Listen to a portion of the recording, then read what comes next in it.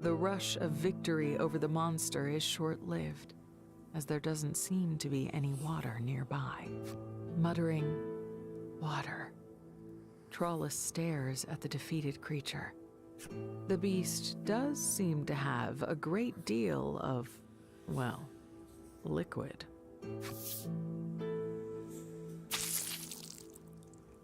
With a great squelchy squeeze, Trollus wrings the fluid out of the creature's body.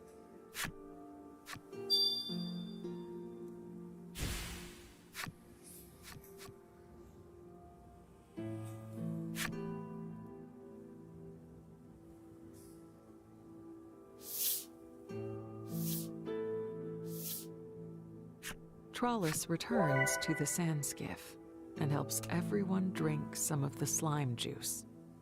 Each, in turn, regains their vitality. The juice is faintly sweet and tasty. Polka asks, "Where'd you come by this stuff?" However, Trollus's reply leaves something to be desired. Squeezed it. Everyone drank. Everyone better. Polka inclines his head, deep in thought.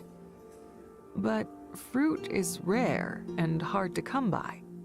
The group decides to have Trollus lead them to where she located the sweet liquid.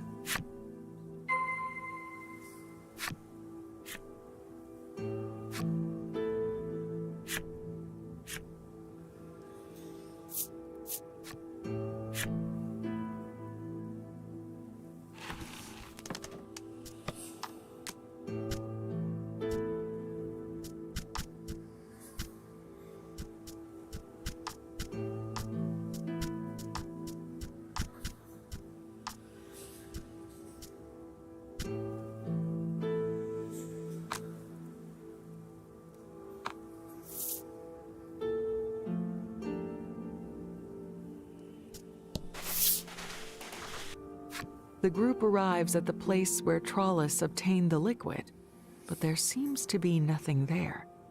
Did Trollus bring all of it back in one trip? As you mull your thoughts, Polka suddenly points. You take a closer look and see that there are cracks running through the rocks. They just might break open if hit with enough force.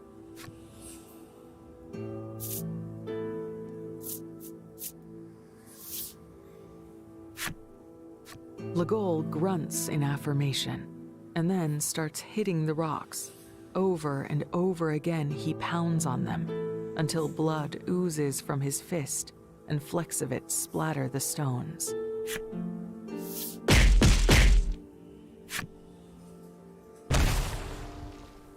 With a cracking sound, the rocks break apart. You can continue on. Beyond the rocks, a barren waste stretches out before you. The party decides to press on through the arid expanse in hopes of finding a place to rest and eat.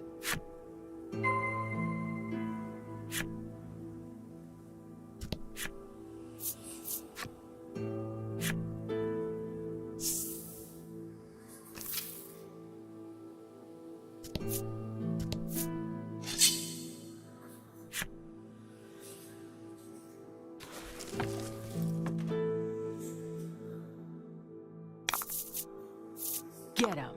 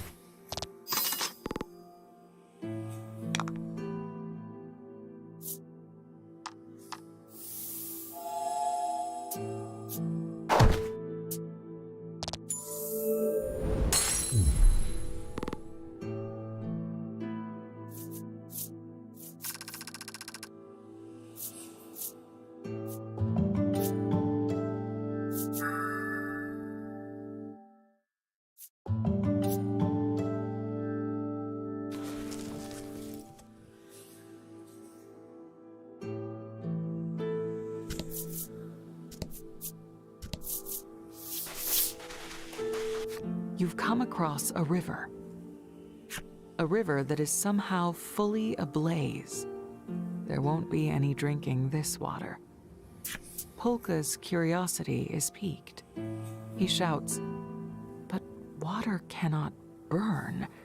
It defies scientific reason." Next to him, Trollis's nose twitches.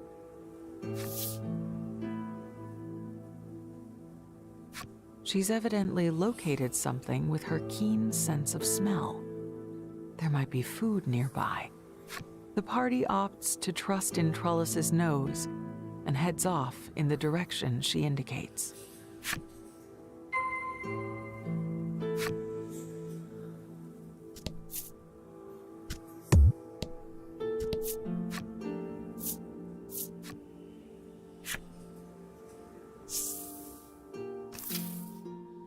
You arrive in a city humming with life and bustle.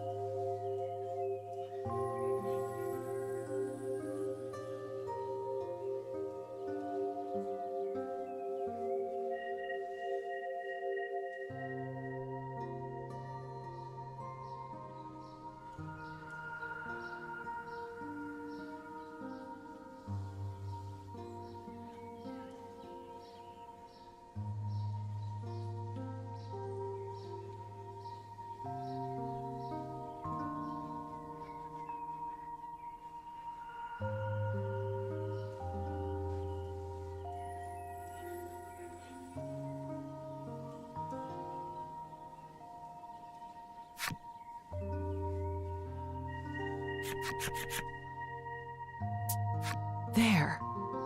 Trollis practically falls over with excitement as she whips her hand out to point at the food stall. The stall is stacked high with fresh grilled meats. which are by all accounts the source of the smell she noticed.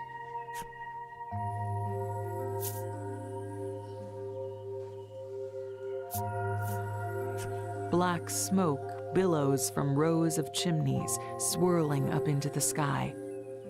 It looks as though the whole city makes use of the flammable water.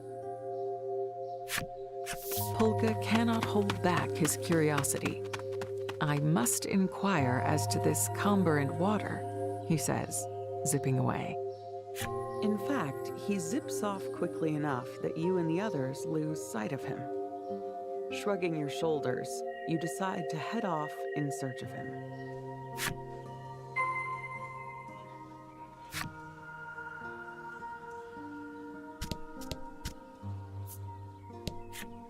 The woman is lost in thought as she gazes at the flames from a distance.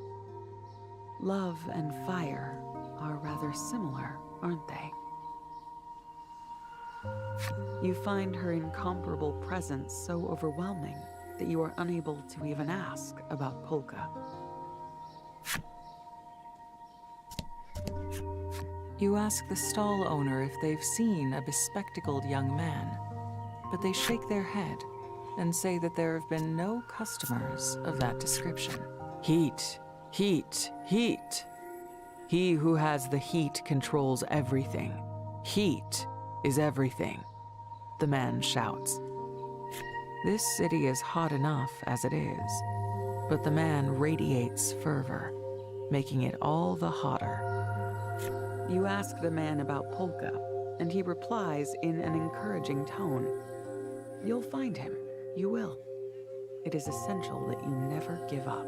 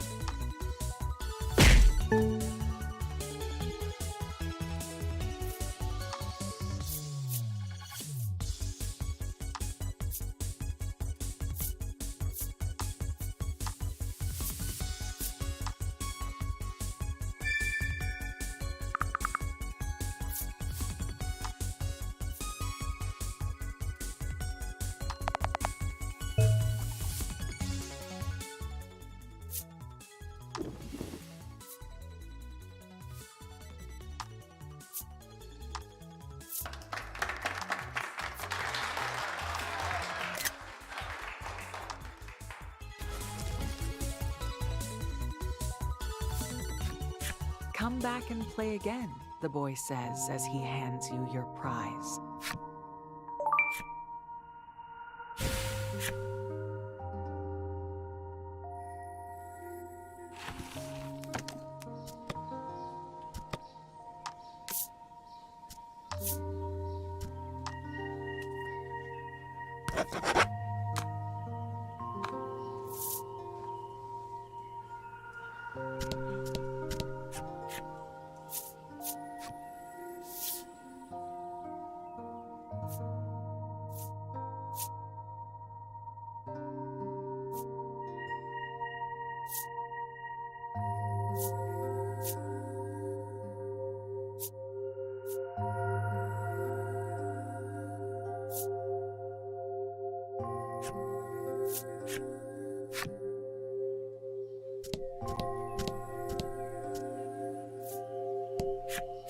The young man is mumbling something.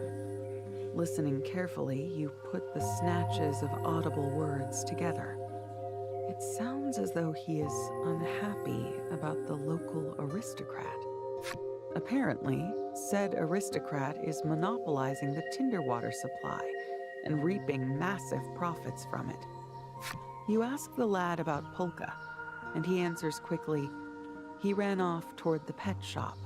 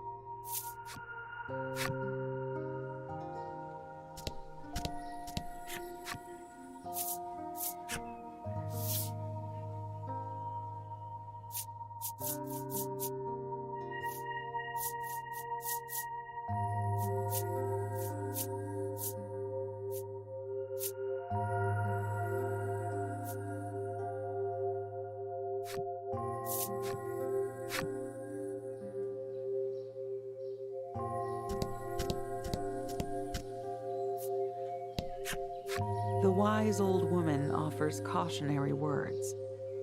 You'd best be careful. The flame primal dwells in the lake of fire. You ask the woman about Polka, and she replies, why, he and I were speaking until just a short while ago. He's probably still nearby. You thank the woman and take your leave.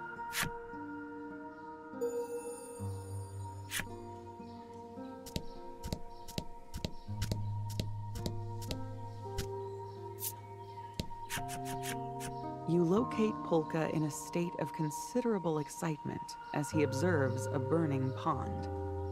He notices you a moment later and starts chattering rapidly. This town is incredible.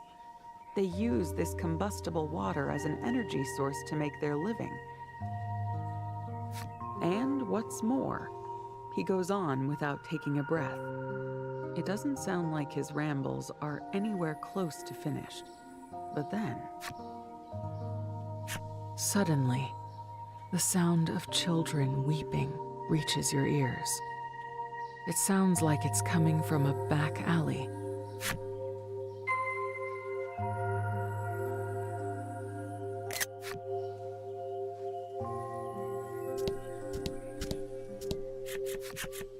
In the back alleyway, two emaciated children stand alone, with naught but the clothes on their backs. They look to be siblings.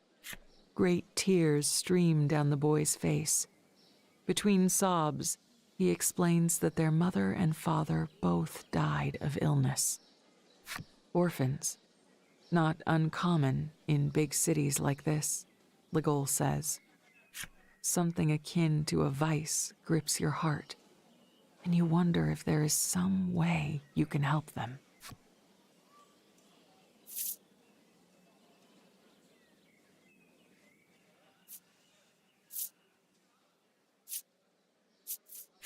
You rummage around in your things for some food to give them.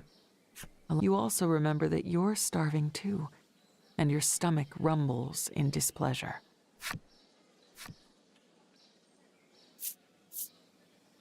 You hit upon an idea. Why not ask the aristocrat making huge profits from the tinder water for assistance?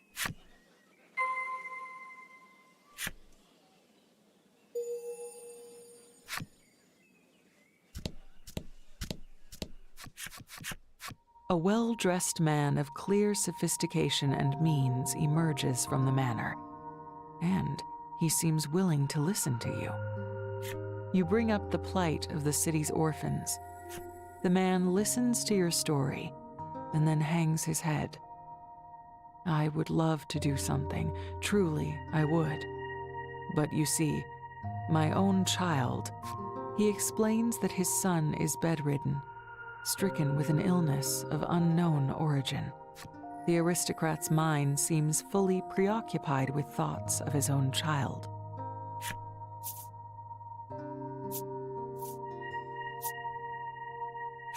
You appeal to the man's better nature, tears welling up in your eyes. In reply, he sheds a single tear of his own. Would that I were a better man, the sort who could prioritize orphans over my own flesh and blood. At a loss, you look over at Polka. He catches your glance and then offers to examine the aristocrat's child. Polka explains that he has some medical knowledge, and the man practically leaps on him, desperate enough to cling to any ray of hope. It looks as though Polka will be performing an impromptu medical exam.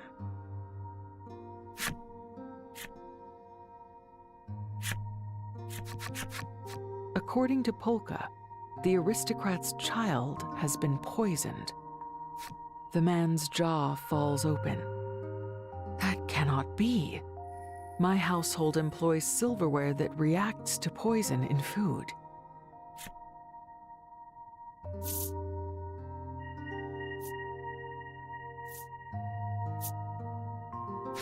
You raise the possibility that there could be some kind of poisonous plant nearby. Polka, however, denies this possibility.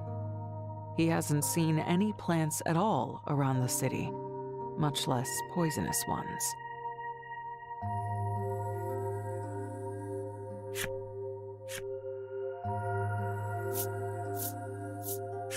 You suggest the possibility that there could be a venomous monster nearby. At this suggestion, the aristocrat blurts out, "The flame primal. It exudes a toxic gas." Polka explains that if the source of the poison was indeed somehow the flame primal, it might be possible to craft an antidote from its body. And then, as though struck by an idea, he adds, and perhaps as a thank you for my doing so, we might discuss aid for the poor orphans of the city? Yes, of course. Seeing the aristocrat's immediate response, you can't help but be astonished by Polka's wisdom and negotiating skill.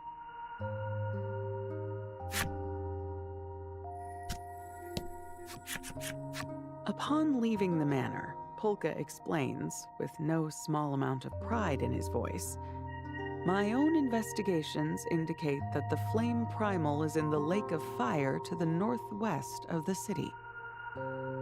It seems like his running about all over the city wasn't for nothing."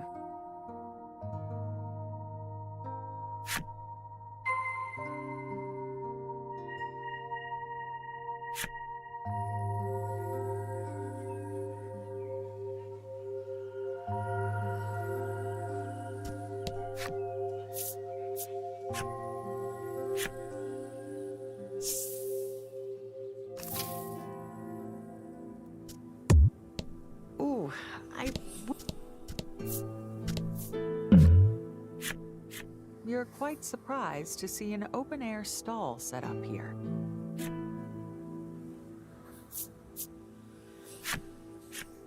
You poke your head into the stall just as the merchant within whips around to greet you. The merchant eyes you carefully.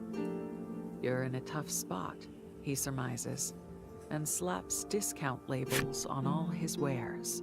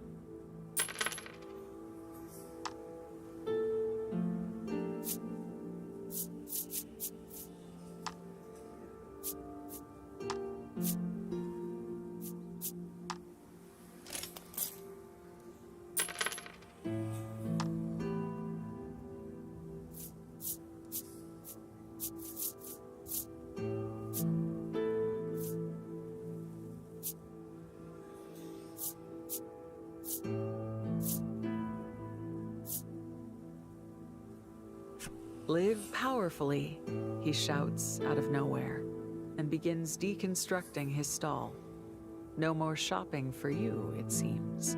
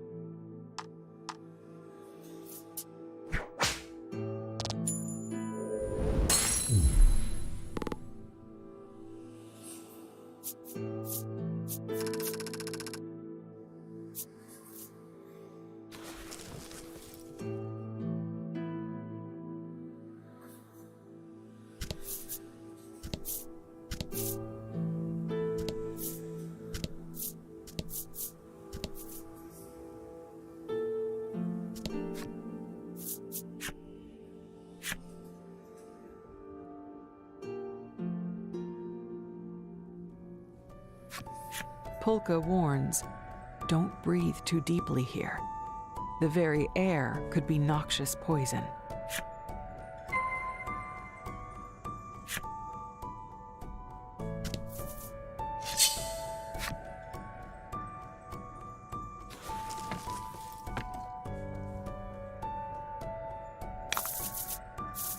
Get him.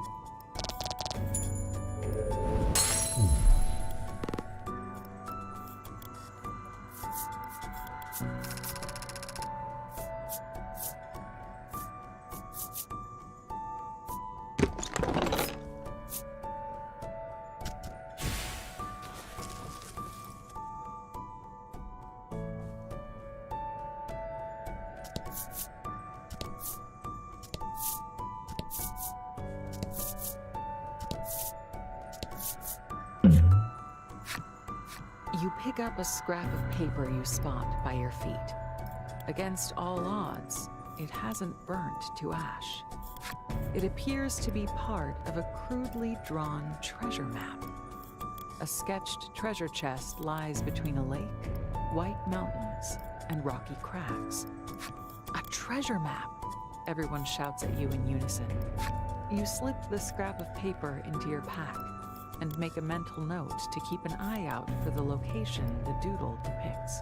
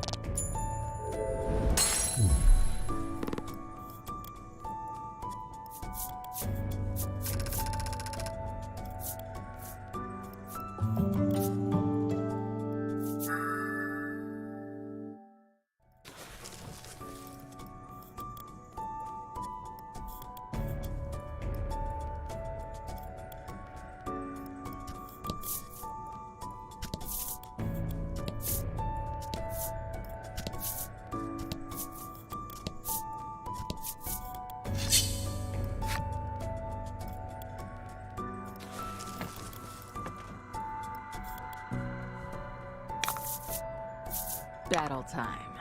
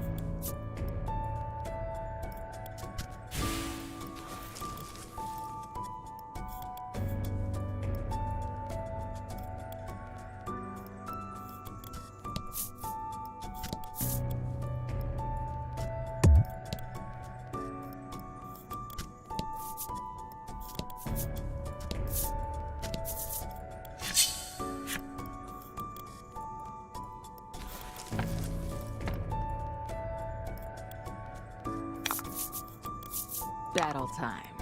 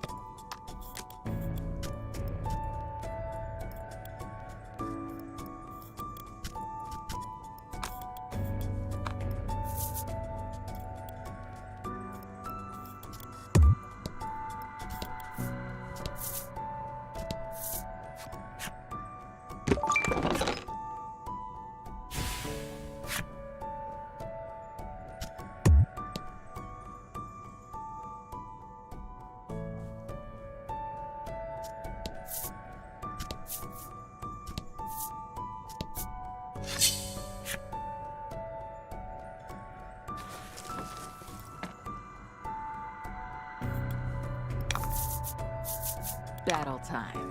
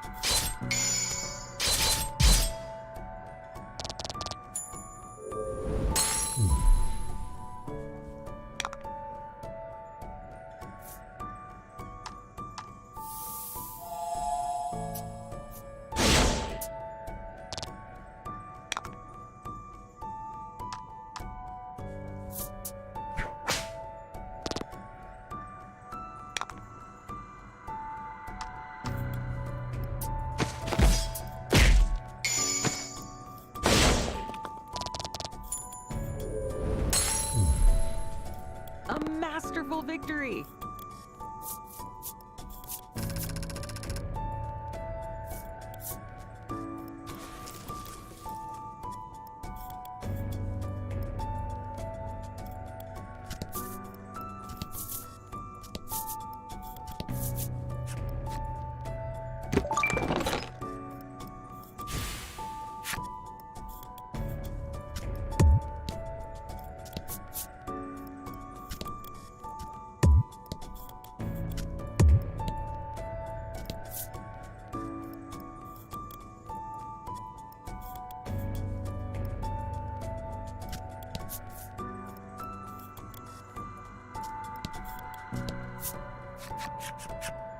Monsters bar the path. That said, they probably don't see many humans around here, given that the lake is surrounded by fire. They're completely oblivious. Taking care to be as quiet as possible, you steal close to the monsters and attack them.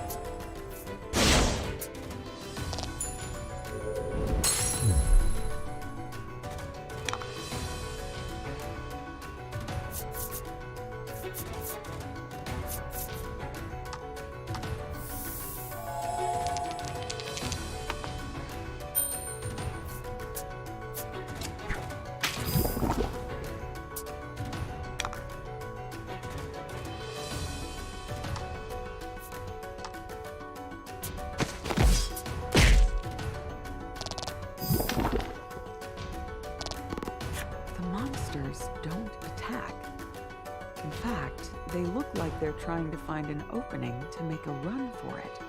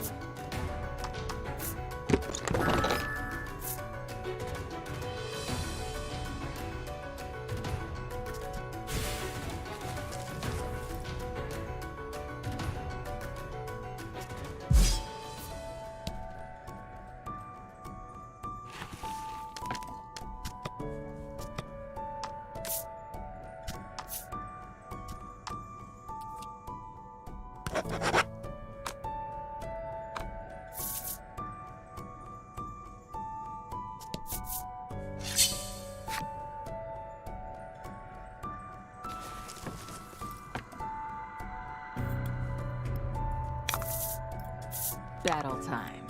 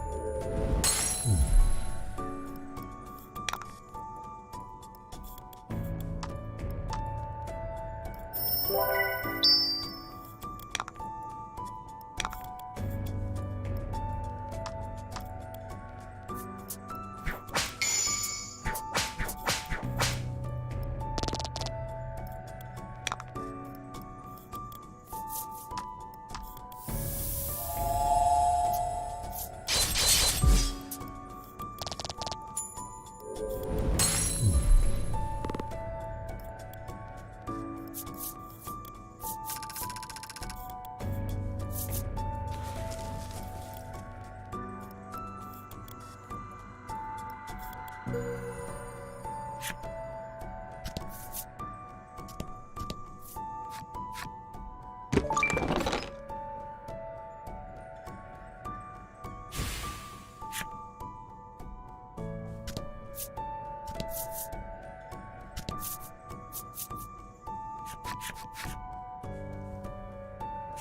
survey the area for some way to cross over and spot an iron bridge collapsed into the burning tinder water. Someone in a time long past built a bridge here, though it has since collapsed from the heat. Suddenly, an idea strikes you. Maybe I can use the steel primal's power to manipulate metal and make it so we can cross.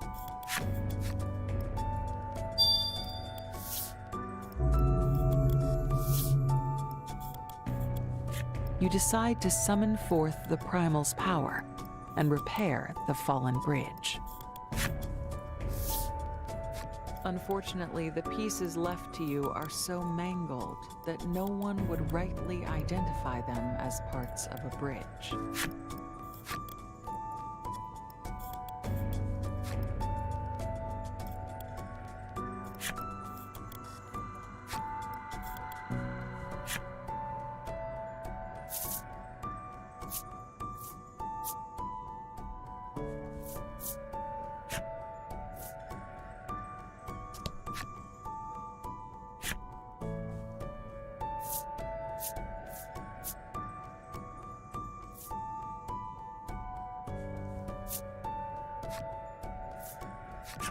You've joined these two bridge parts rather skillfully, if you do say so yourself. Polka, however, looks concerned. I think there might be a better way of placing that. If we could just redo it, he mutters to himself.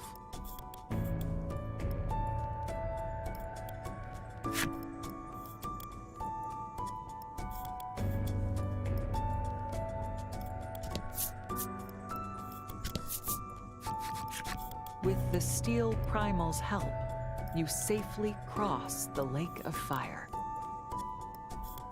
The bridge you've built remains firmly in place. It actually looks quite sturdy. You should be able to use it to cross as many times as you like.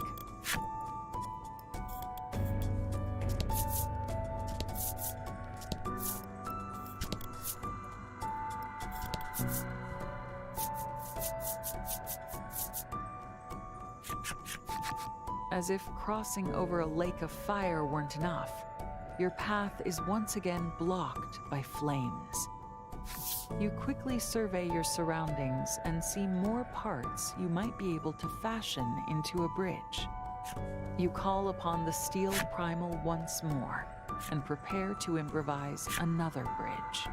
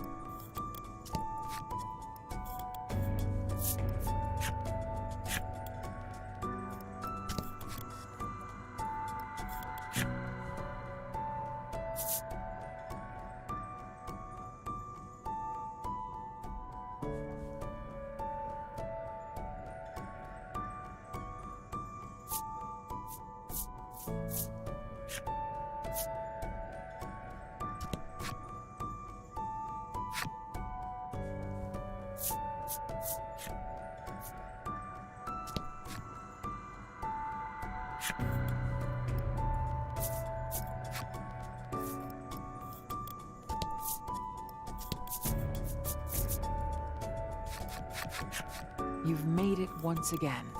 You summon the steel primal a third, but the pieces the primal hauls out of the tinder water don't look like they'll fit together.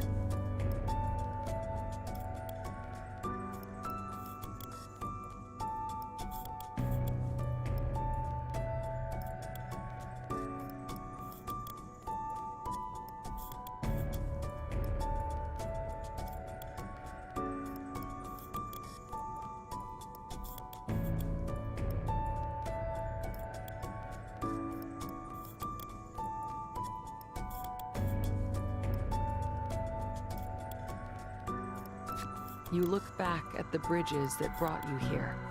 Alas, you've built them too well. They won't come loose from the rocks, so you'll have to make do. Trollus, seeing the worry on your face, chirps encouragingly. Search. We will find. Must be way.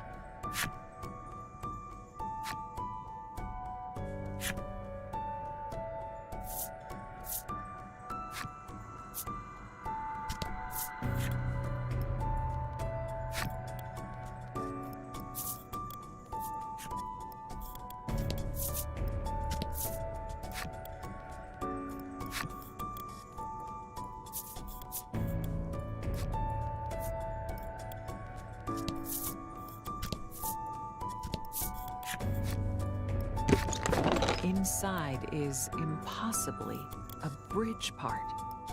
You should be able to use this to get further across the tinder water.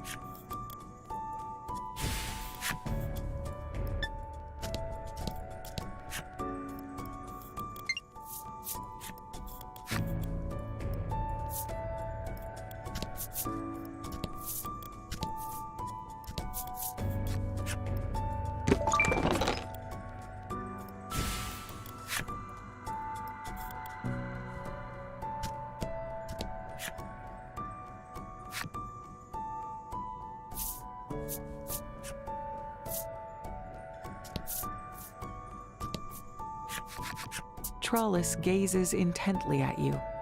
She's noted your mastery of the steel primal's power. She explains that ever since she was picked up by the circus at a young age, she's trained as a beast tamer. However, as she puts it, she has not managed to improve in the slightest.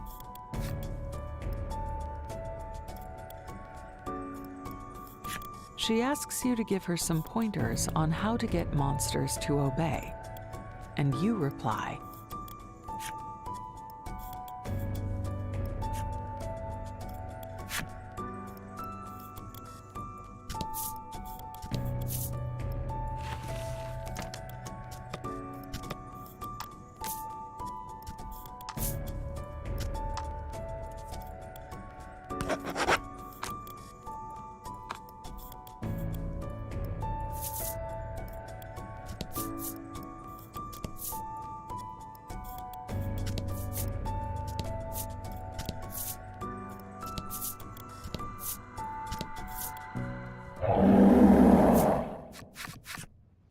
A massive monster wreathed in flames rises from the lake.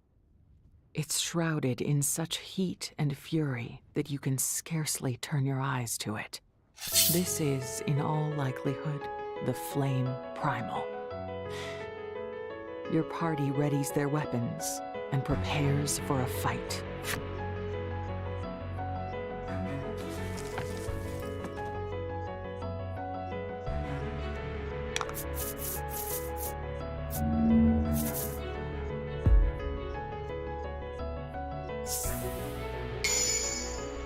Slay this beast for the children!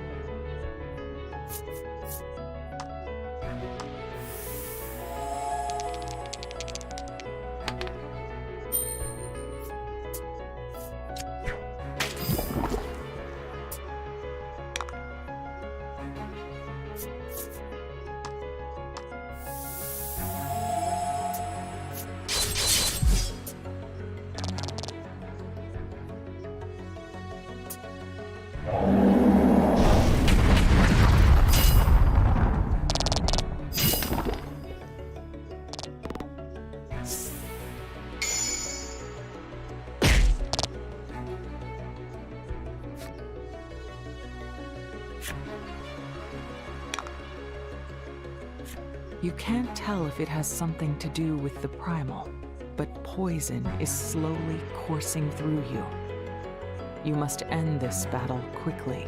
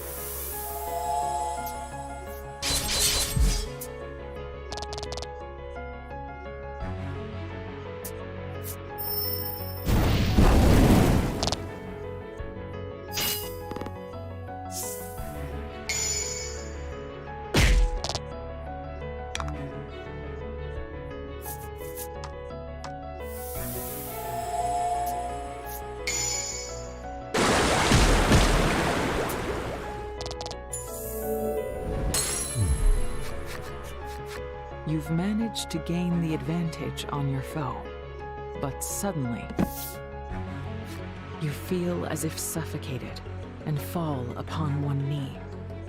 Your poisoned body is screaming, raging in protest. The flame primal clearly isn't going to let this chance pass it up, and it begins amassing power.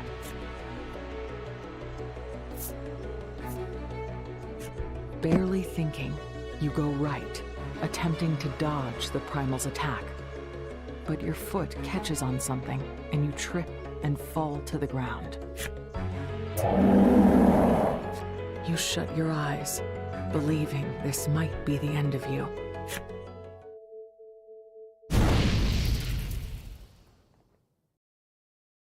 But the pain you brace yourself for doesn't come.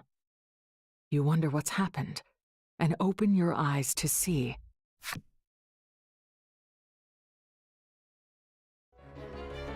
Trollis, you scream. She turns to you and gives a pained smile.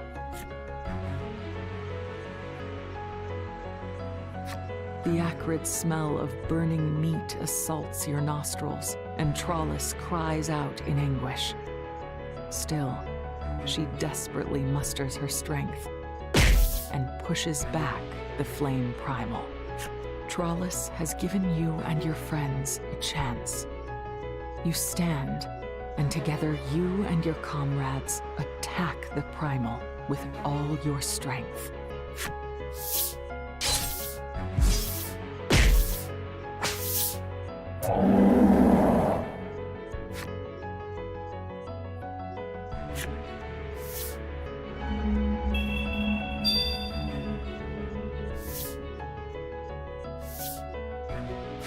You've done it. You've beaten the flame primal and sealed it within a card.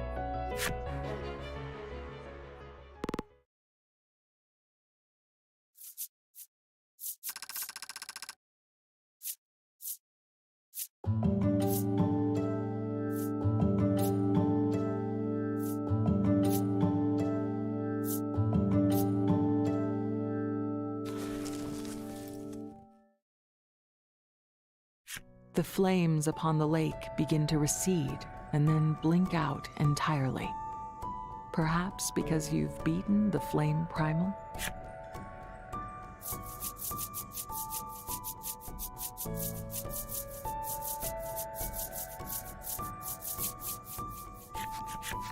You see Trollis crouching on the ground and run over to her. "Are you all right?" you ask. She totters to her feet. Having rather shrewdly managed to gather some of the flame primal's bodily fluids during the fight, Polka immediately sets about inspecting it to determine its composition. To the great surprise of all, he does not detect any trace of poison in the fluid. Could something else be the cause?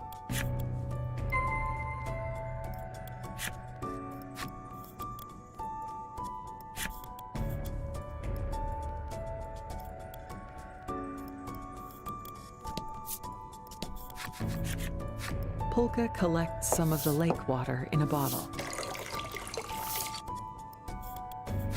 He then busies himself dipping various papers and medicinal compounds into the bottle. At length, he makes a curious face.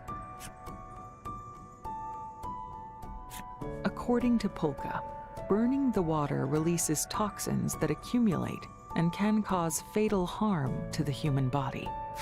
Your party decides to head back to the City of Flame and inform the aristocrat of your findings.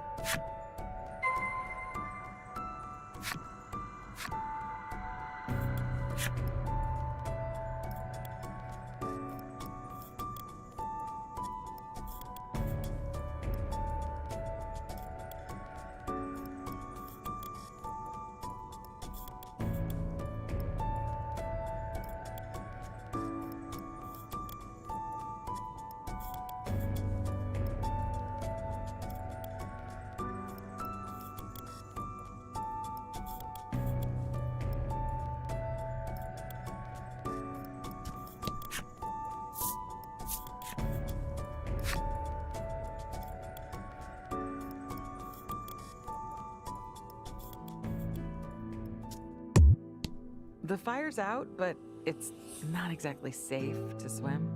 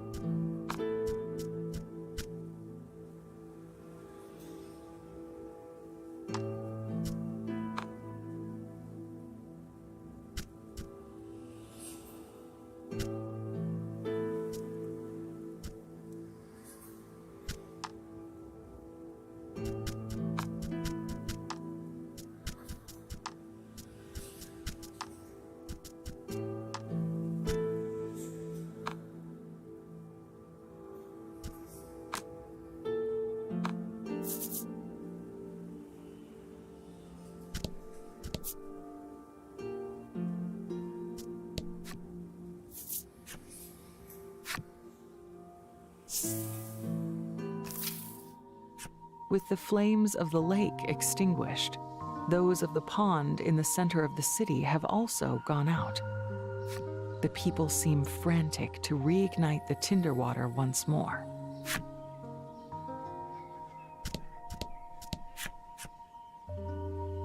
The passionate woman is screaming herself hoarse, coughing and sputtering as she points in shock at the pond where the fire has gone out. The fire in my heart has gone out with all the rest, the man mutters before sinking to the ground, his arms hanging limp.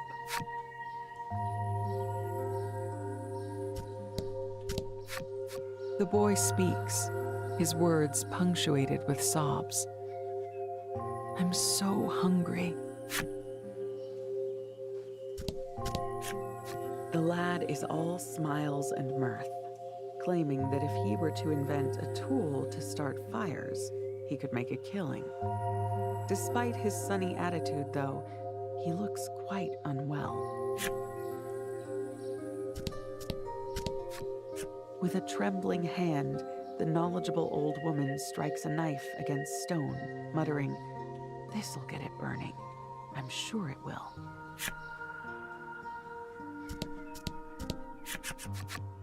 Pulka's medicine succeeds in stabilizing the child's condition.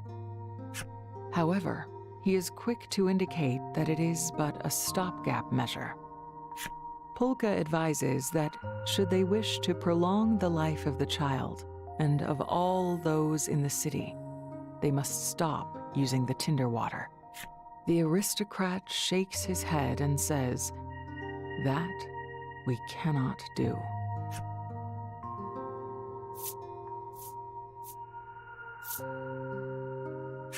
It would benefit your child too, you assert. But he shakes his head again, unmoved. He explains that the tinder water is the basis of all life here in the city.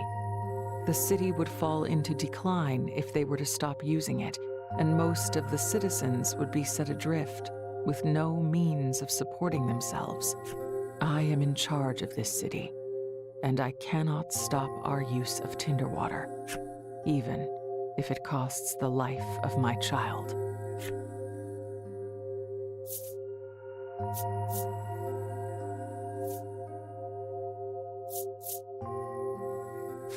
Pulka's voice is quiet.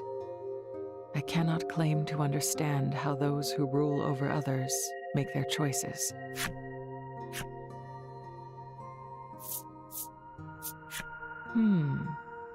Trollis scratches her chin, clearly racking her brain. She replies at last, No.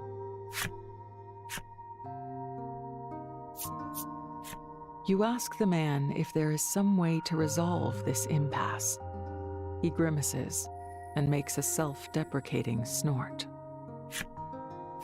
Maybe if Nuterra existed, then all would be solved.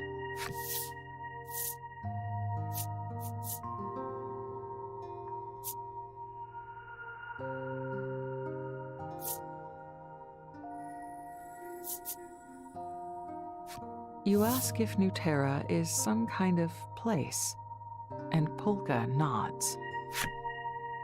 Pulka explains, Nuterra is said to be a mysterious land abundant with all manner of resources. The aristocrat picks up the thread. Scholars claim it exists beyond the river to the northwest, but none who go there ever return. With that, the man gives you a large amount of food and sends you away from the manor.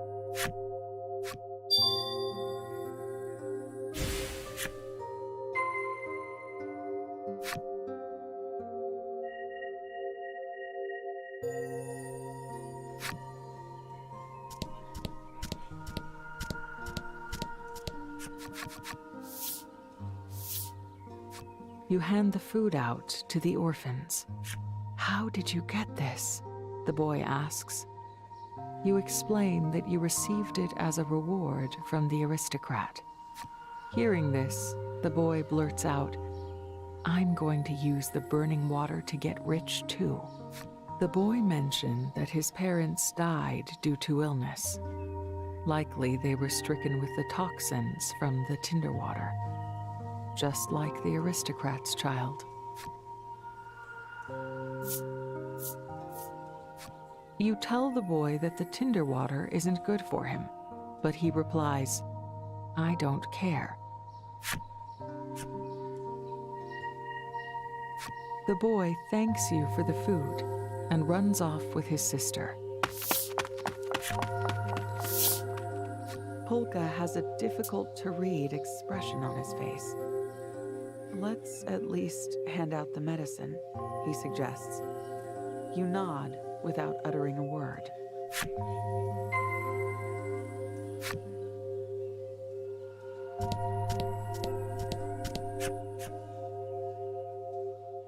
You offer some medicine to the man, but he keeps repeating, "No, I'm good," as though in a delirium.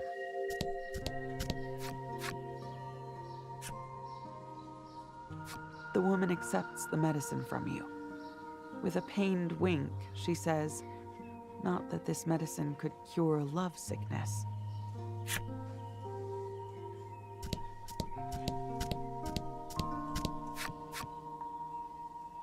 You offer some medicine to the old woman, but she puts up a hand and refuses it. "I'm afraid I don't make a habit of taking medicines I've never seen before."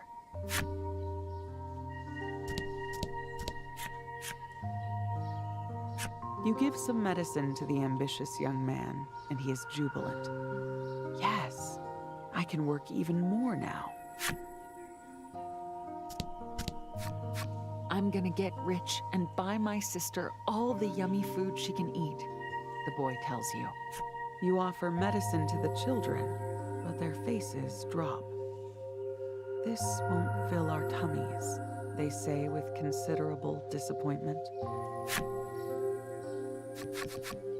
It doesn't look like the people of the city are going to stop using tinder water anytime soon. The medicine you shared with them may provide little more than brief peace of mind. "I can't believe they won't give it up. They know it's poisonous," you say in a low, pained voice. Legol gives you a sympathetic thump on the shoulder. You look up at him and ask, "Do you think everyone could be happy if we went to New Terra?"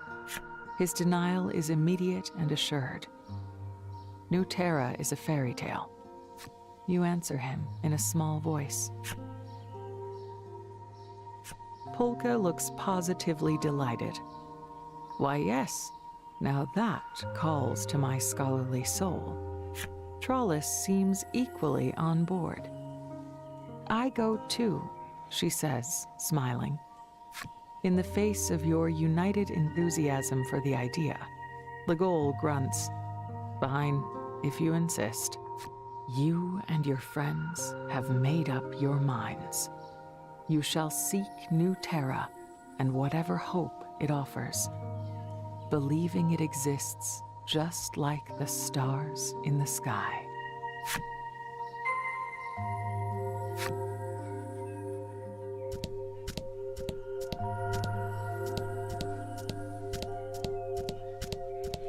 The city has done nothing about the poison, and likely never will. Now that you've left, it would be safest if you never returned.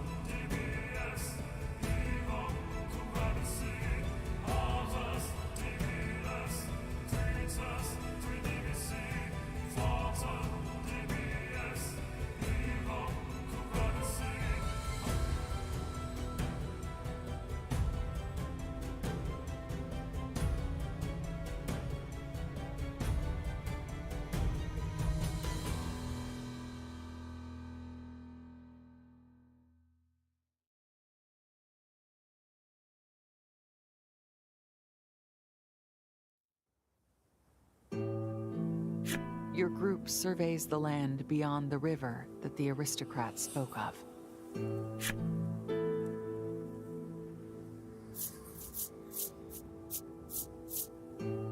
He claimed that none who go there ever return, yet you've little choice but to brave what lies beyond.